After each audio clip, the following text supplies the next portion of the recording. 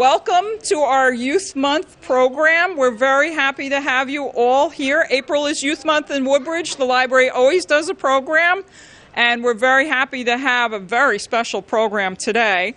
So I don't really need to introduce the gentleman next to me, but here is Mayor McCormick to say a few words. Hello, everybody. Hello. You guys having fun? Yeah. Who's ever been to the library here before?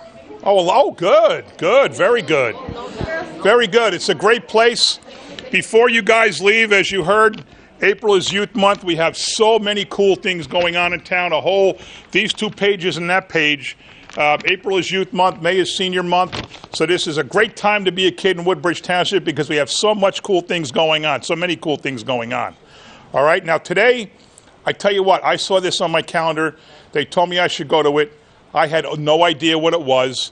The wolves, Meet the Wolves from Howling Woods. I didn't know what that meant. It could have been a movie for all I know. It could have been a play. It could have been some knucklehead dude coming out in a wolf costume. I didn't know what it was. You know what it is? Real wolves. It really is. I was just back there with them.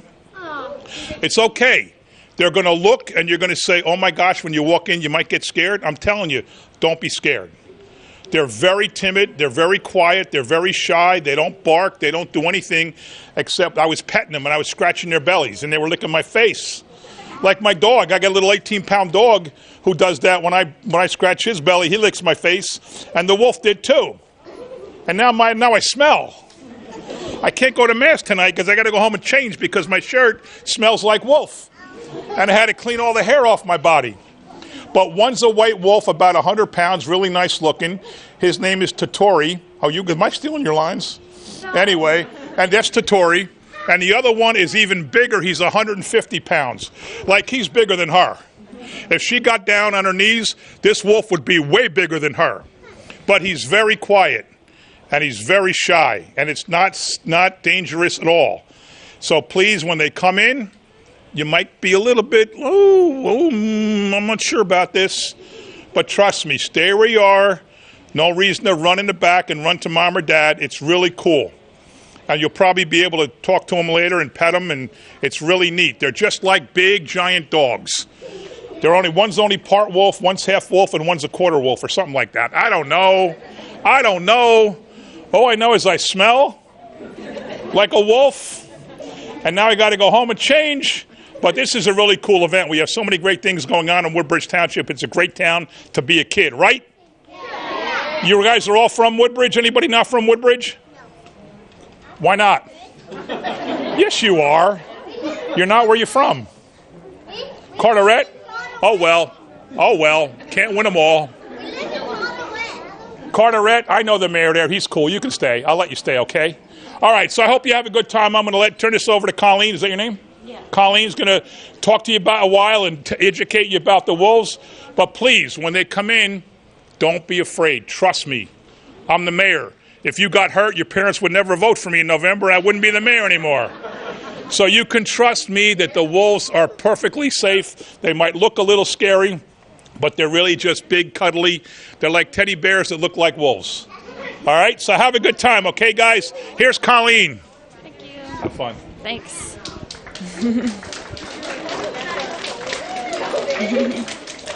Okay, guys, so I'm going to go over a little bit what's going to be on the slideshow here, and then after the slideshow, I'm going to answer some questions if anybody's curious about the 2 that you're going to meet today, or about wolves in general in our facility, which is located in Jackson. So I'm just going to flip through the slides and go over what's listed on them. So what comes to mind when you think of a wolf? So a lot of us grew up with the fairy tale Little Red Riding Hood and the 3 Little Pigs, which is listed right here in these 2 pictures.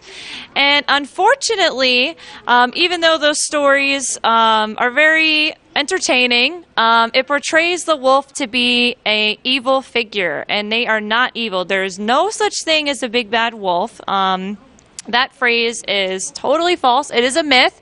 And today you're going to be learning how they really are and how they really are in the wild. And a little bit about what we do at our facility for wolf dogs. So right here we have some pictures. And when you guys see this picture right here, it looks very scary, right? He looks a little scary, showing his teeth and the glowing yellow eyes. They are actually born with dark blue eyes. Their eye color changes. Much like us when we're little, our eye color is different when we're born. It is the same thing with a wolf. And around 8 weeks old, their eye color starts changing to that beautiful yellow color. It could amber color. Sometimes they could have hints of green. They will never have blue eyes. So any pictures that you see with the wolf with blue eyes is fake. It's photoshopped. It is genetically impossible. But a little bit about this photo, there's more to it.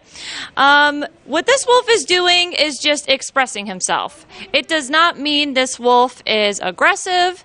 He may look scary, like I mentioned, but that is how they talk to each other. So how we talk to one another, we use a lot of hand gestures. Sometimes we raise our voices very loud.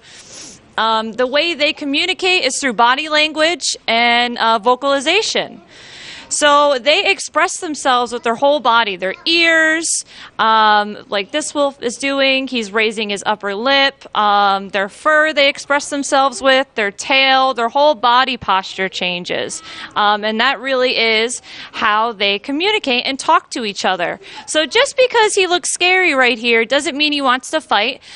He could just be reminding his family, the other pack members, that he is maintaining his place in the pack. So he might be above everybody else in the family, and he's trying to remind everyone else they're down here, they're below him, he's in charge. So that's what this picture could mean right here. But it does look very intense, and we are conditioned to fear animals that look like this and that are the size of them. So we'll go to the next slide. So this is what a real wolf will look like. They are very large. In our country, they weigh about 85 to 115 pounds. Some of them can be about 5'9", standing on their hind legs. We do have one at our facility. He's about 6 feet tall. And he is 130 pounds, so he weighs a lot more than some of you guys in here. And that is him right here in this picture. And you can actually visit him at our facility via tour. But their appearance, a few of their physical features, wolves don't have very large pointed ears. That's actually something you'll just see in a dog, like a German Shepherd. Wolves have very round, bear-like ears. They don't have pointed tips. And they're very thickly furred because when they're running at 35 to 40 miles per hour at force speed, they need to protect their ears from the wind. And they have very, very long legs, as you could see here, but great big paws. And a wolf's paw is much like a hand. They actually have webbing in between. So they have very long toes, and when they walk, their paws splay out. So when you see our two animals come in here, watch their paws. The white one, his paws actually splay out when he walks. They have very, very big paws, very narrow chest. Their two front legs are very close together. They're built completely different than domesticated dogs.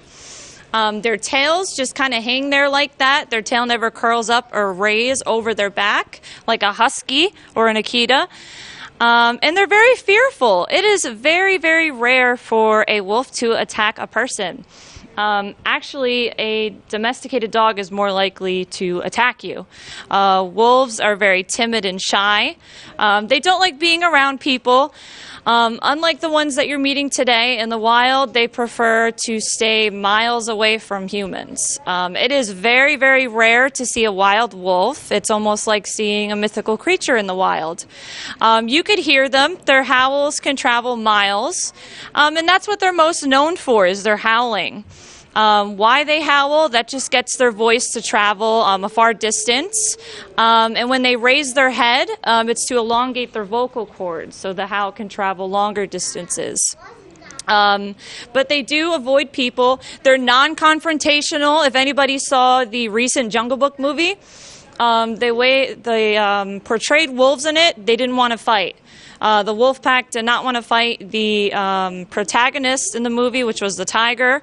They resorted to that last, and that's really how they are. They will give you, or others in their pack, maybe 4 to 5 warnings before they're done. And dogs, they won't give you as many warnings as that. All dogs came from wolves, and a lot of the behavior was altered throughout the thousands of years of breeding from these guys.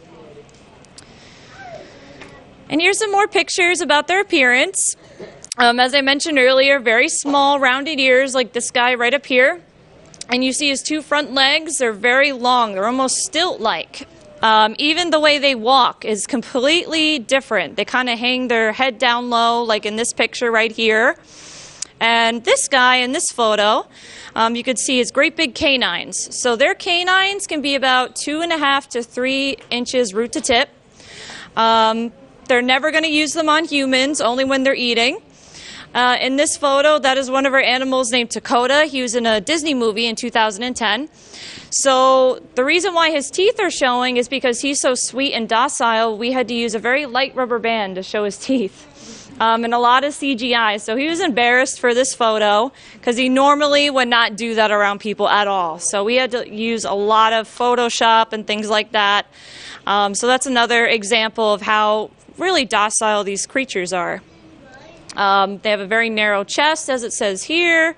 Wolves will always have solid black nails. They will never have a clear nail. So that is another dog trait. A lot of people don't know about that. They have a very lean, athletic body. A wolf can travel over 100 miles in a day in the wild to actually search for food. So they have a very, very high endurance. So imagine trying to own one as a pet and keeping it in your house. It's going to go crazy. They do not like being inside. They have the almond-shaped eyes. They're not very round. They don't have big eyes. They have very small almond-shaped amber-colored eyes.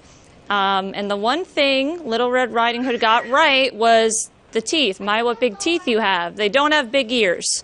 Unless they are mixed with German Shepherd, they might have the large ears. And here's a little bit about the pack system. So you guys know about wolf packs. So a wolf pack is a family system. The leaders are the mom and dad, so they're in charge, much like how it is at home. And the rest of the pack does respect them. So when a wolf reaches the age of 2, that's the equivalent of us turning 18 and deciding if we want to move out and start our own family. With a wolf pack at 2 years of age, that's when they kind of decide, they make that decision if they want to leave the pack, start their own, which can be very difficult to find another mate. And they don't have the rest of the pack to hunt with them, so they have to prey on very small animals. Or they could stay with the family and raise the next generation of pups.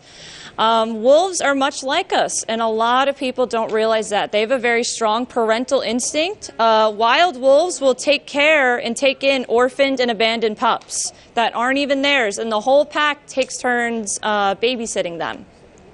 At our facility, when we rescue puppies, sometimes when we bring them in with the adults, they're not taught to do this. They build them a den, they regurgitate food, they actually take care of them as if they were their own. So they have a very, very strong parental instinct, these animals. And they're always born in the springtime. Wolves will always have spring birthdays, April and May. And that is because wolves can only mate one time per year, February and March. So they're always going to be born 63 days later. It can be April or May. And here's a little bit about communication. So the middle picture is something that's called jaw sparring. So that's how they play. It looks like they're fighting. I often get asked if I play with these large animals. I choose not to because I don't have thick skin like they do. They don't know that we don't have that sometimes. So that's how they play. And the middle photo is of them in the snow. And the winter time is when they're the most active. They don't like the heat very much, regardless of their summer coats that they get. When you see Kotori, the white one, he is blowing out his coat. So his fur is flying everywhere. You might be covered in white fur at the end of the day. But just like huskies and shepherds, they blow out their coats. The first picture, we see our dogs do this. It's just a simple play vow. They just are initiating the other wolf to play. They do the same thing. And the third picture is just the wolf body posturing, making himself look larger, trying to, establish his territory. And wolves fully rely on body language to communicate. There will be some vocalizations to establish and maintain their roles, but normally they use a lot of body language to maintain their roles in the pack and their status. They also establish bonds that way. Okay, and here's a little bit of pictures. The third picture right here, the three wolves. You have the one in the middle, and they're getting kissed by the two other ones on each side. So by this picture, you can kind of tell who has the higher role in the pack because the two are kissing up to him. So that's something that you do look out for. They are easily read by body language. You can kind of tell a lot from the situation with these guys. And you have a little bit of play in the second picture. And in the fourth picture, again, reinforcing roles. So the one up here that's looking a little bit mean, he's just reinforcing his dominance with the other one, kind of reminding the other one who's in charge. All right, so verbal communication. Now, they're known for howling. They don't just howl at a full moon. At our facility, they howl every other hour. And if a moon happens to be out, it's just a coincidence. There's a couple of different types of howls. There is a roll call howl. There is a mourning howl if another pack member passes away from old age or other reasons. They will grieve for one another. And there's also a howl to attract a mate. And the reason why they raise their heads like that, as I mentioned, is to elongate their vocal cords. And a lot of times they associated the wolf staring at the moon because when they raise their head, they kind of put two and two together, but they don't just howl at a full moon. That's an entire myth. You can hear a little bit of the noises if you guys listen closely. And maybe it stopped. There's a few examples. It's a few growls there. And then they let out into a howl, which we hear all the time back at the farm. They do that a lot when a siren goes by, just like dogs. It really gets them going, and then it lights up into a symphony. Okay. So you heard a little bit of that. And now I'm going to talk about what they eat, so their diet. So they are carnivores, so they eat meat. They always prey on hooved animals, so deer, bison, elk. Is very, very important for them to prey on them because wherever the wolves are, they're able to help control the population of the elk and the bison. And wolves are on top of the food chain, so once you take the wolf out of the equation, it just messes up the whole balance. And wolves actually feed other animals like coyotes. Coyotes are scavengers, so they will feed on a carcass that is left over from a wolf, and same thing with eagles. So it's a trickling effect.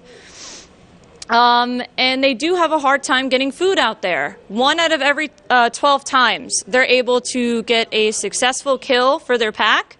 And often a wild wolf will actually gorge themselves and eat 20 pounds in one sitting because they don't know when their next meal is going to be. Their lifespan in captivity can be 15 plus years. Currently in the wild in our country, it is rare for them to get over a year old, which is really sad when you think about it. It is very uncommon to see a 5 or 6 year old wolf in the wild. Yellowstone, the area is protected, but wolves are constantly migrating on the go, searching for food.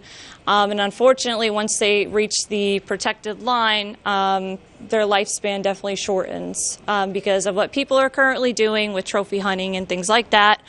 And it's very, very unfortunate. And this second picture right here is one of our animals at our facility. And that is her just taking a nap with a treat that we got. We get local hunters to donate some food, some raw meat. They do eat all raw meat at our facility. We go through about 500 pounds of raw chicken quarters. Every week, we have 18 animals. They also get grain-free kibble, so they have a very expensive diet, but their digestive system is much more sensitive than our dogs at home. So the raw food is actually the best for them. So I'll talk about a little of the current population. So originally 250,000 to 500,000 wolves were in most of the lower 48 states, which was a big deal at the time. Now there's only a couple thousand spread out in each state. The number is by any means not as close as it was. In the 1960s, only 300 remained in upper Michigan. So at one point, they were severely endangered, and then we brought them back up, and then here we are today trying to take them off the endangered species list and stop protecting them. So there's a lot of laws going on right now to take them off of everything, take out the protected areas, so that's why we're so for all the petitions out there and people signing them, because it does make a difference. In 1926, they took out the entire population of gray wolves in Yellowstone. And because of that, the cattle population of elk was out of control. The plants were dying. Animals weren't getting enough food. The coyotes couldn't hunt the elk because coyotes are a lot smaller. They don't have the power. And the disease was spreading throughout the elk. So what they did was in 1995, they brought back in a pack. Here we are. Years and years later, and Yellowstone is flourishing again because of the wolf. And the documentary is called Trophic Cascade, if anybody's interested. It's about 15 minutes long on YouTube. I highly recommend it. And here is the balance system I was talking about. So you see the wolf is on top of that chart, and then you have the coyote, the beavers. So the wolf feeds all of those animals. So when you take the wolf out of the equation, everything just is not balanced anymore. So they really are important and needed for the ecosystem. And the great thing about these animals, we don't have to worry about them attacking anybody. They're a lot different than mountain lions and things like that, which are more of a threat to a person. But the past couple hundred years, thousands of years, people just were never able to coexist with this species, and they have a really bad reputation. That's just the reality of it. There's only about 12 rescues like us in the country, and those are the only people getting the good word out. And that's what our mission is, to break the myths and to provide homes for the wolf dogs that get abandoned and that are deemed aggressive. Okay. So now I'm going to talk about our facility, so what we are, what we do.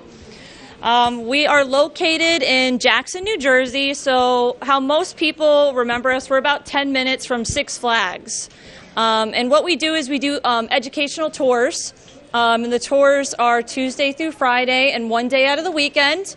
10 and up for weekdays and weekends. The reason why we have an age limit is because these animals are very large, and we have younger ones that are kind of like puppies. And when they jump up on you, even me, I go falling. So that's the only reason why. They don't realize how big they are. And you're able to take pictures of them, and it's an hour-long experience. You actually get to meet about 8 out of the 2 that you're meeting today. So it really is worth a trip, and you're able to learn more about these guys and all their backstories. So we have a couple of them listed. So this big guy you guys are going to meet today, Samson, and you're going to meet him in just a couple minutes, and he actually is a movie star. So I'll go over him a little bit.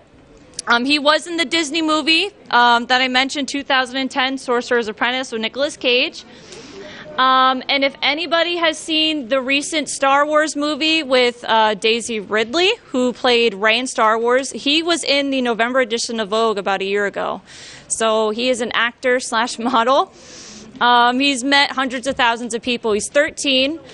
We rescued him about 11 years ago. And he was found on a property, a short chain on his collar, tied up to a doghouse with his brother. And we were told if we didn't take him that he was going to be put away. So we didn't think twice. We rescued him. His brother got adopted out to the right home. And he's been going to therapy homes, preschools, libraries like today. And he really is a memorable animal. You get to see how sweet he is. He's a big teddy bear. He looks big and scary, but he probably is one of the sweetest canines I've ever met in my life.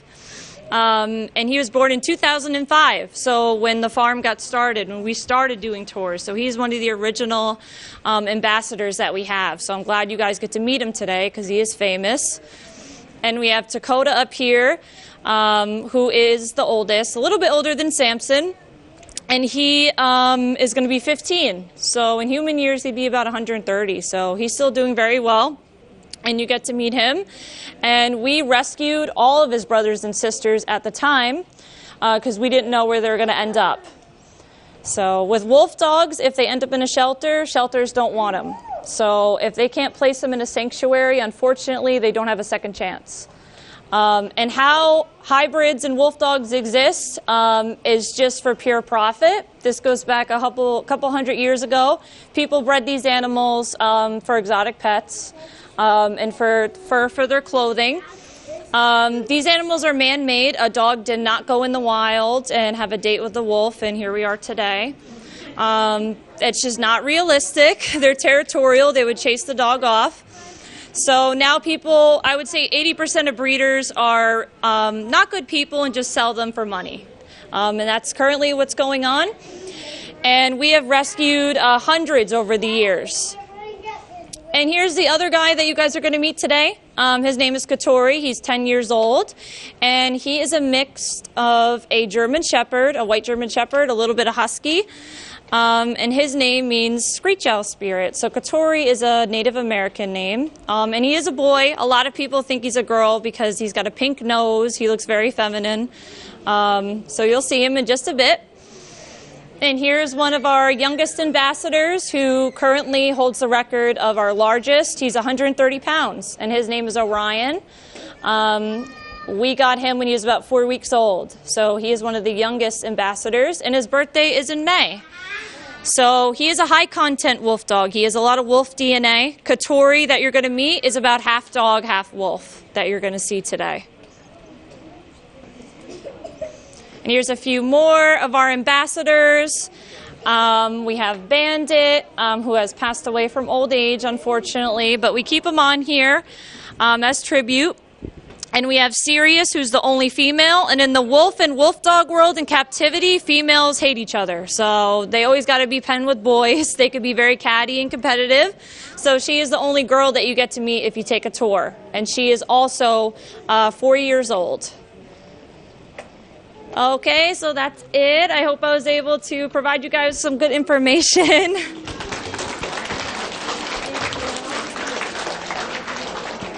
Okay, so what we could do now is I can answer a few questions before you guys see our two ambassadors. So if anybody has any questions, you can raise your hand. I could try my best to answer them. Any questions? Anybody? Okay, over there. All right. Anybody? One of you? Do you have a question? How many are there in the world? There's a lot of different subspecies. There's the Arctic wolf, which are close to being an all-white color. And they are the largest subspecies. So they're about 170 pounds. So they're even bigger than the ones that you're meeting today. And then you have the red wolf, which is severely endangered. I think there's only about 40 left in the population. And they're a lot smaller. And then you have the British Columbian wolf, the Iberian wolf, and the tundra wolf. There's a lot of different kinds. And the ones that you're meeting today are mixed with gray wolf, which is also known as a timber wolf. Okay, any other questions? Mm-hmm. How many? That's a great question. So how many have we saved? So I would say since 2005, a couple hundred. Almost to the point where we lost count. So that just gives you guys an idea how many end up without a home. Because when they reach to about a year and a half, people love them when they're puppies because they're cute, they're not a problem. But once their sofa gets ripped apart and their house is torn apart, they don't want them anymore. So that's usually the age we get them at. Mm-hmm. There is a few extinct species. The dire wolf is, they've been extinct for about thousands of years, and that is the species that they use in the popular series Game of Thrones. So the dire wolf is like the first out of the wolves. Okay, question? How heavy is the red wolf? They are very small, so I would say around 40 to 50 pounds. They're very, very small compared to these guys that you're meeting today. Samson that you're meeting is 113 pounds, I believe, and the white one is about 75 pounds. Okay, so these guys are going to come in, so you guys aren't going to pay attention to me anymore. Okay. All right, so very, very important, everybody. Just listen up. Okay, so what we're going to do is we're going to have two lines. We're going to have one line on this side for Samson and one line on this side for Kotori.